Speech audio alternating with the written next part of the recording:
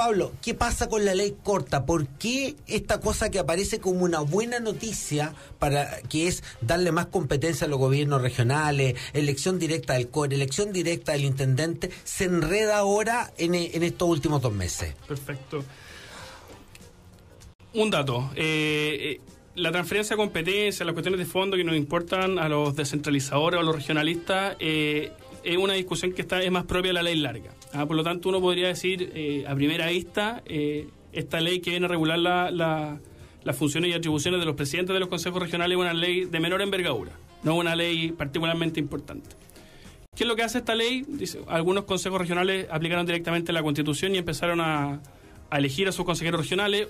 Después hubo un dictamen de Contraloría que dijo esos consejos regionales actuaron bien. Discutible a lo menos. Discutible. Después podríamos ver eso, pero actuaron bien y por lo tanto elijan consejos regionales, presidentes de consejos regionales, y esos presidentes de consejos regionales electos no tenían ninguna atribución, no tenían regulación legal. Entonces ese es el problema que viene a subsanar esta ley corta, regular las funciones y atribuciones del presidente del consejo regional, que son funciones a priori menores, formales: abrir la sesión, cerrar la sesión, suscribir documentos, enviar las invitaciones, etcétera, etcétera. Ahora bien, en este proyecto a priori de menor envergadura, a nuestro juicio se esconden cuidadosamente ciertos resabios centralistas o elementos que denotan una falta de compromiso con la regionalización. ¿Cuáles son esos detalles? Esos detalles los circunscribo a 3 o 4. En primer término, que a nuestro juicio el problema acá no fue el dictamen de la Contraloría, sino que el problema primero es que la ley larga de transferencia de competencia, que es la que nos importa, ha estado 4 años durmiendo en el Congreso. La presidenta Bachelet se aprobó su reforma en el 2009. Ella no presentó ninguna ley que lo implemente. El presidente Piñera presentó este proyecto en el 2011. Jamás puso las urgencias necesarias para que se tramite. Estamos en 2014 y ese proyecto sigue en tramitación. Por lo tanto, acá, cuando los centralistas nos dicen que el problema es el dictamen de la Contraloría, yo digo no. El problema es que la ley larga lleva 4 años durmiendo y no se le da la importancia en el Congreso Nacional a los temas regionales. Primer tema, centralización. Segundo tema, el proyecto del Ejecutivo establece que la elección del presidente del Consejo Regional tiene que ser pública, a viva voz. Es decir, los consejeros eligen a su presidente del Consejo y cada uno y todo el mundo sabe por quién votó cada uno de los consejeros. La Cámara estableció el secreto, esto pasó al Senado y el Senado volvió a la publicidad. A mí me parece que es nociva, aunque sea contradictorio o suene contradictorio, la publicidad. ¿Por qué?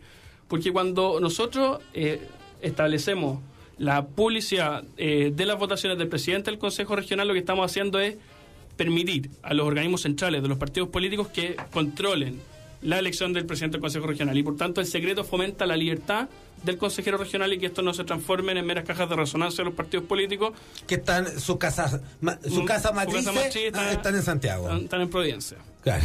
Así es. Después hay o en Santiago Centro también. Claro, también. Después hay otro elemento que a mí me parece son elementos bien concretos, que es la urgencia. Nosotros sabemos que el intendente sigue el carácter dual del gobierno regional y por lo tanto el intendente sigue siendo el ejecutivo del gobierno regional.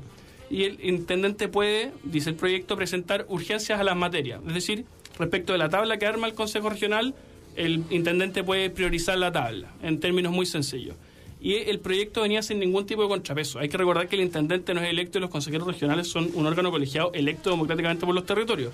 Entonces nos parece necesario que se introduzca un mecanismo morigerador de esa facultad del intendente, cual es que los consejos regionales puedan rechazar la petición de urgencia del intendente con un quórum calificado, que nos parece prudente de 2/3 de los consejeros en ejercicio y que es lo que al parecer el martes va a proponer el Senado, así que estamos muy contentos con eso. Algunos parlamentarios ahí tomaron las sugerencias que hizo la Fundación Piensa en ese sentido.